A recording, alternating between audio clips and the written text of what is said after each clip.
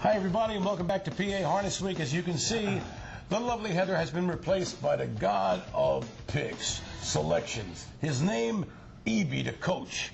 E.B., welcome. Thank you so much for that. Nice to see you. I wish I could have lived up to my 80 or 100%. I'm down to 50% again. Ooh, a precipitous drop. Well, yeah, but you know what? I do feel good again because Show Her the Money, who we're going to talk about later in the show, just put in... You do feel pretty good. Yeah. An unbelievable race. It was a thing of beauty to watch her power home. And we will watch. We will watch. Okay. We're winding down a little bit, so there's a little bit less tracks to go to, and we're going to probably concentrate a little bit more on Dover for our picks this weekend. But before we do, a couple quick shout-outs. Actually, one to Duke's coaches, John and Jason Christmas and the Christmas family. So we're not going to be here at Christmas, so we can take care of Christmas wishes, too. Good stuff. Let's go right to our Duke's pick. Our best bet is Sunday at Dover. Very easy pick. Delaware Breeders, 2-year-old Colts and Geldings, 3rd Division, race 7, number 6, Del Marvelous with Corey Callahan. Best bet, horse wins. Easy. Easy. Okay. Phillies pick. We'll stay at Dover again on Sunday.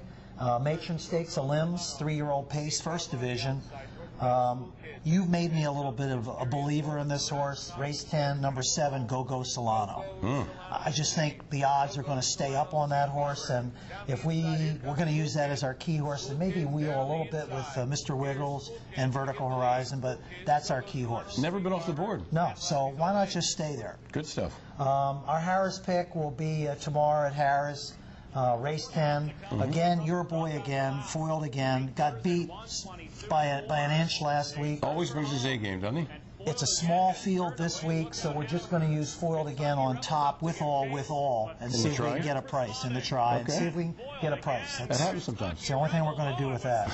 And our last choice, the People's Choice, we're going to stay at Dover today. Race number 6, number 5, Naughty Indeed. I like that name. I thought you would. All right, good stuff. Thanks, Evie. It's time now to go to Sonny the Paddock Judge. He's going to get some Thanksgiving greetings from some of the horsemen for you. Thanks, guys. Thursday being Thanksgiving, we have a lot to be thankful here at Harris Chester. We caught up with a lot of trainers, drivers, to ask them what they have to be thankful for. Here we have our track announcer, James. James, what do you have to be thankful for? I'm thankful to be calling the best of the best in harness racing on a day-to-day basis, and everyone here at Harris Chester. I'm thankful for a lot of things, but most of all that my son, who was one of the first 500 Marines to go in Afghanistan, is no longer on active duty and will be spending Thanksgiving dinner with his family this year. Norton, what do you have to be thankful for this Thanksgiving? Oh, thankful to be here at Harris. It's been a great meet. The weather's been good. Looking forward to another great year. Sabine, tell us what you have to be thankful for. I'm thankful for the great meet we had this year at Harris, and I'm thankful for all the friendships we made here, and I'm thankful for the great dinner Sonny makes every day. I'm thankful that I met my my future fiance, Stephanie Brister. It just has been a real good year. Andy, tell us what you have to be thankful for. Most of all, my family and my health, but you know, I'm thankful for having a great year in harness racing and being able to take it to next year. Richard Silverman, tell us what you have to be thankful for. I have to be thankful that Chester Raceway and Racino is here for me to earn a living now. Yannick, tell us what you have to be thankful for. Actually, I'm thankful that George Knapp's going back to Florida so I can start winning some races. I thank for that great year I have, and Sonny treat me so good, and happy Thanksgiving. There you have it. I want to wish everyone a happy Thanksgiving. We had a great year here at Harris Chester. Looking forward to next year. I'm Sonny the Paddock Judge. Back to you guys. Okay, thank you, Sonny. And from all of us here at PA Harness Week, we want to wish you and yours a happy and healthy Thanksgiving holiday season. May you be together with all the loved ones you'd like to be with, okay? All right. Even ones that you don't, right? Even ones you don't, okay.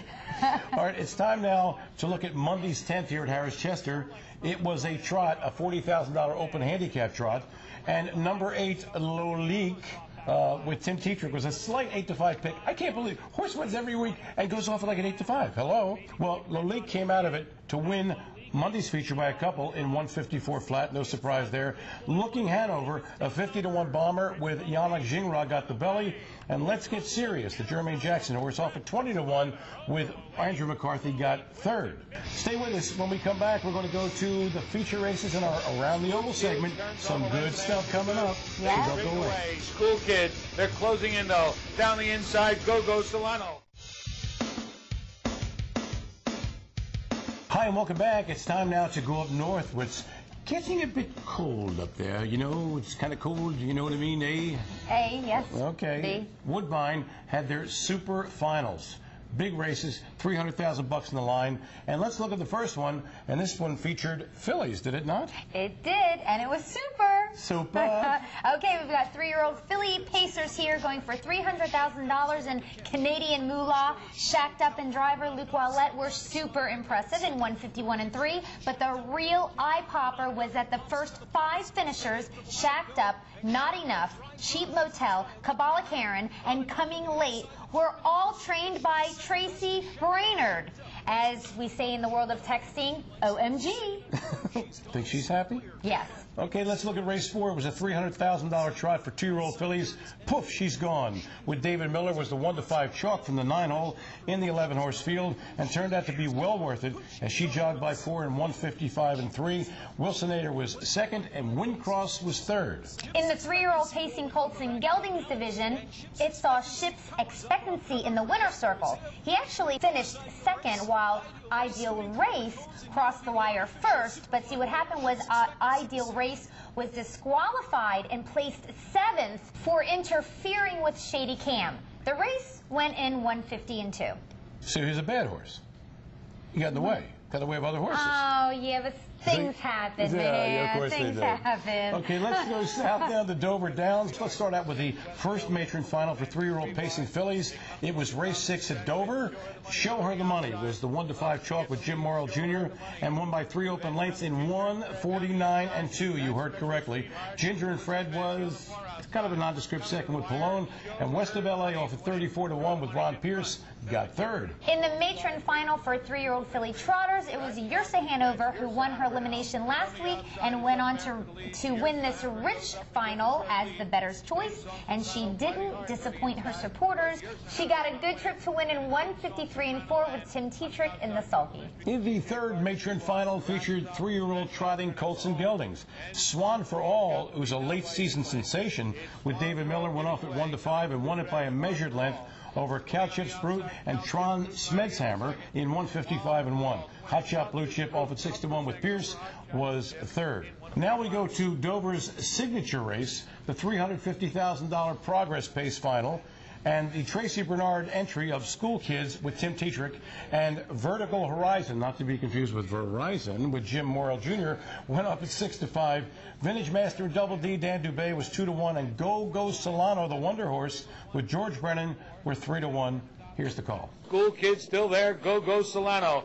Desperate to get out, and they're at the top of the stretch, turning for home. School Kids turns home a length and a half to the good. They straighten away. School Kids, they're closing in though. Down the inside, Go Solano. On the far outside, here's Vintage Master. And down the rail, Vertical Horizon to win it. Well, at the end, there were 3 horses on the wire together, with a nod going to Vertical Horizon, who beat Go Solano and Vintage Master by a couple of whiskers. Winning time, 150 and 4. By the way, Go Solano's owners collected $87.5 for finishing second. Not bad for a horse that cost $1,500 6 months ago. Hello. Yeah, really. Okay. By the way, this is the last day of racing. Today is at Mohegan Sun Pocono Downs, and we'd like to take this opportunity to thank the fine folks up there, including Publicity Director John Zimmich, Randy Castellani, and all the TV guys for their help throughout this wonderful season. And for Heather Moffat, I'm Steve Ross, reminding you to have a great, wonderful Thanksgiving. Break bread with your family, say some prayers, have a great week, and we'll see you next week for the season finale of PA Harness Week.